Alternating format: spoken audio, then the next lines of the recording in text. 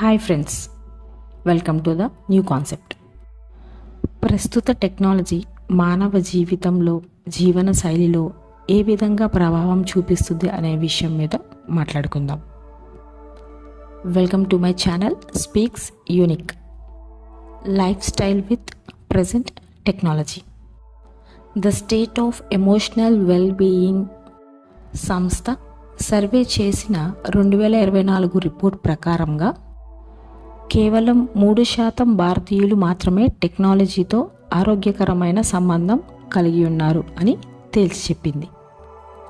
అలాగే ఈ సర్వేలో భారతీయులను ప్రభావితం చేసే అనేక భావోద్వేగ సమస్యలను మరియు వాటిని పరిష్కరించడానికి అవసరమైన ప్రయత్నాలను కూడా వెల్లడించడం జరిగింది. ముందుగా ఈ భావోద్వేగ సమస్యలు అనే వాటిని గురించి తెలుసుకుందాం. వాటిల్లో బ్రెయిన్ రాట్ అంటే మానసిక లేదా మేధోశక్తి క్షీణించడం, డూమ్ స్క్రాలింగ్ అంటే ఫోన్ లేదా కంప్యూటర్ చూస్తూ ఎక్కువగా సమయం గడపడం మరియు చెడు లేదా ప్రతికూల వార్తలను చదవడం, డిజిటల్ డిమెన్షియా స్మార్ట్ ఫోన్లు, కంప్యూటర్లు, ట్యాబ్లు వంటి డిజిటల్ పరికరాలను అధికంగా ఉపయోగించడం వల్ల ఏర్పడే క్షీణత. దీనిని తెలుగులో డిజిటల్ చిత్త వైకల్యం అని కూడా అంటారు. ఇలా ఇంటర్నెట్ ప్రేరిత ADHD అంటే attention deficit hyperactivity disorder, శ్రద్ధ కేంద్రీకరించడంలో ఇబ్బంది, అధిక కదలిక, తొందరపాటు చర్యలు వంటి లక్షణాలు ఉన్న మానసిక రుగ్మత. ఇది పిల్లలు మరియు యుక్త వయస్కులను ప్రభావితం చేస్తుంది.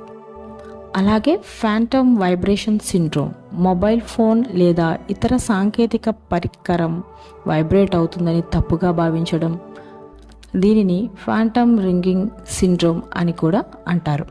ఇవి ప్రస్తుత మన సాంకేతికత ప్రతి ఒక్కరి మానసిక స్థితిని ఎలా ప్రభావితం చేస్తుంది అన్న సందర్భంలో ప్రజలు చర్చిస్తున్నప్పుడు ఇలాంటి కొన్ని సంచలన పదాలు తరచుగా మనం వింటూ ఉంటాం.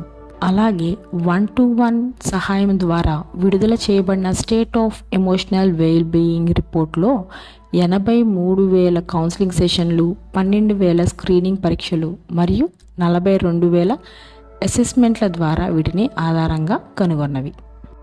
జీవన శైలిలో డిజిటల్ లైఫ్ అసమతుల్యత 100 మంది వ్యక్తులలో 3 మాత్రమే ఆరోగ్యకరమైన డిజిటల్ లైఫ్ బ్యాలెన్స్ కలిగి ఉన్నారని, అస్థిరమైన 50% మంది వ్యక్తులు పేదవర్గంలోకి వచ్చారని, వారి పరికరాలను డిస్కనెక్ట్ చేయడానికి పోరాడుతున్నారని తెలుస్తుంది.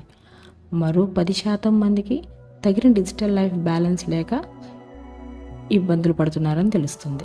ఇక ఈ సంస్థ మానసిక ఆరోగ్య అవగాహన పెరుగుదల కోసం నిర్వహించిన కౌన్సిలింగ్లోని కొన్ని ఫలితాలను ఇలా వెల్లడించింది. ఈ కౌన్సిలింగ్లో 15% పెరుగుదలలో ఉత్తమ ఫలితాలలో నిలిచింది.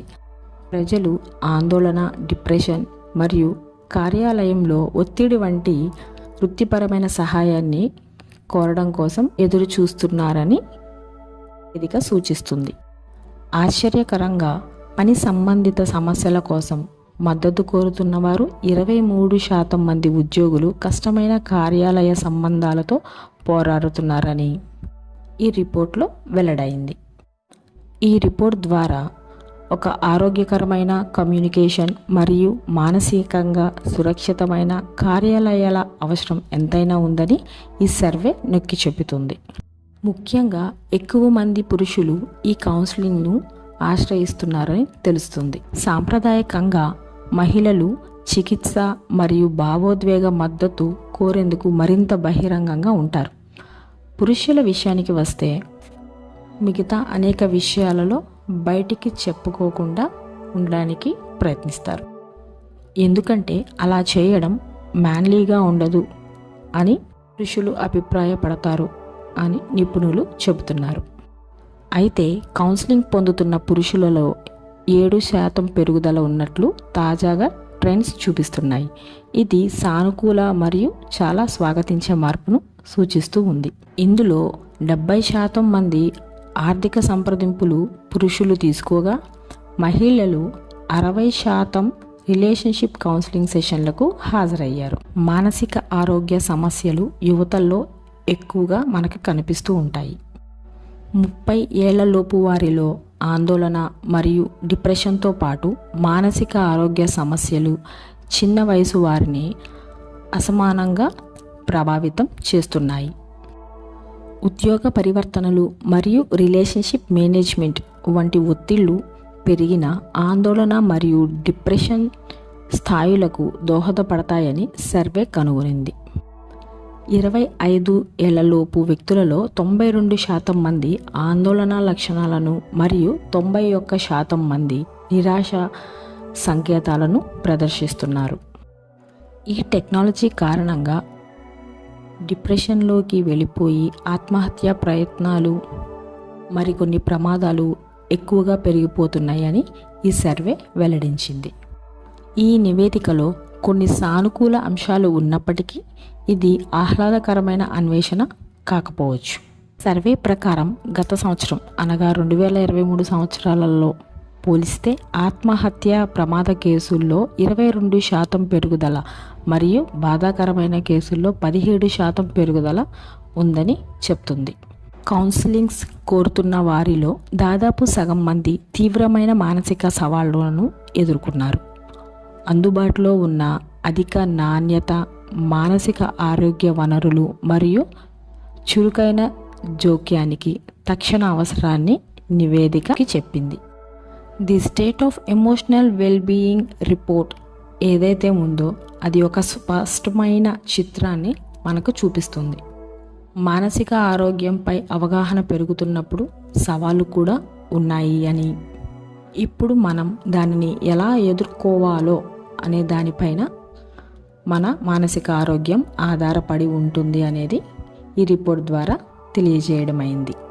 ఇటువంటి అనేక రుగ్మతల నుండి బయటపడటానికి మీ మానసిక స్థితికి అనుగుణంగా మీ మనసుకి నచ్చినటువంటి పనులను ఎంచుకోవడం అనేది మీ చేతుల్లోనే ఉంది. అలాంటి వాటిల్లో సంగీతం అనేది చురుగ్గా మనను ప్రభావితం చేస్తుంది. రీడింగ్, ట్రావెలింగ్, అలాగే మీకు నచ్చినటువంటి అంశాల మీద మీరు మనసుని కేంద్రీకరించినప్పుడు ఇటువంటి అనవసరమైన రుగ్మతలు మీ మనసుకి దరిచేరకుండా ఉంటాయి. కాబట్టి మన అవసరాలకు తగినటువంటి టెక్నాలజీని మాత్రమే ఉపయోగిస్తూ క్రొత్త జీవన శైలితో మన జీవితంలో అడుగులు వేయడానికి ప్రయత్నిద్దాం. ఈరోజు డిజిటల్ లైఫ్ స్టైల్ స్టోరీ. ఈ వీడియోలో ఏదైనా ఇన్ఫర్మేషన్ మీకు నచ్చింది అనిపిస్తే తప్పకుండా ఒక లైక్ చేయండి.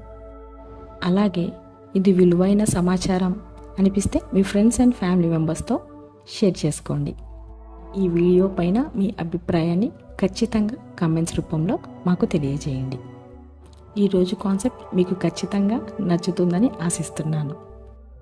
సో మీ సబ్స్క్రిప్షన్తో మీ లవ్ అండ్ సపోర్ట్ని నా ఛానల్పై తెలియజేయండి.